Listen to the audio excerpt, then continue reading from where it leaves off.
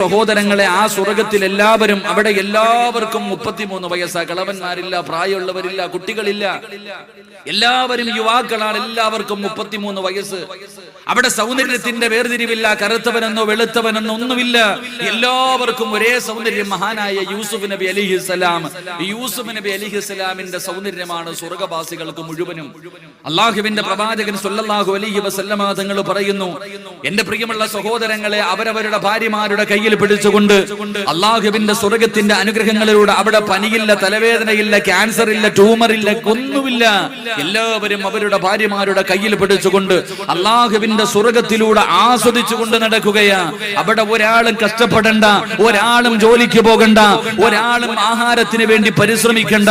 അള്ളാഹുവിന്റെ പ്രവാചകൻ സ്വല്ലല്ലാഹു അലൈഹി വസല്ലമ തങ്ങൾ പറഞ്ഞു, ഏതെങ്കിലും ഒരു ഭക്ഷണം കഴിക്കണമെന്നുള്ള ആഗ്രഹം നിന്റെ മനസ്സിലുണ്ടായാൽ, ഏതെങ്കിലും ഒരു ഭക്ഷണം കഴിക്കണമെന്നുള്ള മോഹം നിന്റെ മുന്നിലേക്ക്, നിന്റെ മനസ്സിലേക്ക് കടന്നു വന്നാൽ, നീ ആഗ്രഹിക്കുന്ന ഭക്ഷണം നിന്റെ കണ്ണിന്റെ മുന്നിലേക്ക് കടന്നു വരുമെന്ന് നബി മുഹമ്മദ് മുസ്തഫ സ്വല്ലല്ലാഹു അലൈഹി വസല്ലമ തങ്ങൾ പറയുമ്പോൾ, എന്റെ പ്രിയമുള്ളവരെ, അല്ലാഹുവിന്റെ പ്രവാചകന് പരിശുദ്ധമായ ഖുർആൻ പറയുന്നു, ലഹും ജന്നാതുൻ തജ്രി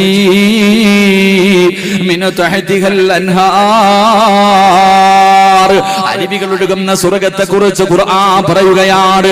എന്റെ പ്രിയപ്പെട്ട ചെറുപ്പക്കാരാ, അവിടെയാടാ പൊന്നുമോനെ പാലിന്റെ ആറൊഴുകുന്നത്, കള്ളിന്റെ നദിയൊഴുകുന്നത്, തേനിന്റെ പുഴയൊഴുകുന്നത്. അവളെ ഇഷ്ടമുള്ളത് തിന്നാ, കുടിക്കാ, നിസ്കരിക്കണ്ട, നോമ്പ് പിടിക്കണ്ട, വയല് പറയണ്ട, വയല് കേൾക്കണ്ട, സദക്ക കൊടുക്കണ്ട, ഒരു സൽക്കർമ്മവും ചെയ്യണ്ട, ഒരാളും നിന്നോട് ചോദിക്കാനില്ല. ഇഷ്ടമുള്ളത് തിന്നുകൊണ്ട് ആസ്വദിച്ചുകൊണ്ട് നടക്കാൻ കഴിയുമെന്ന് പ്രവാചകൻ പറയുമ്പോ, അല്ലാഹുവിന്റെ സർവ്വ അനുഗ്രഹങ്ങളും കൊണ്ട് നിറച്ചിരിക്കുന്ന ഈ സ്വർഗത്തിലേക്കാണ് മഹാനായ അബുൽ ബശർ ആദം നബി അലൈഹിസ്സലാം,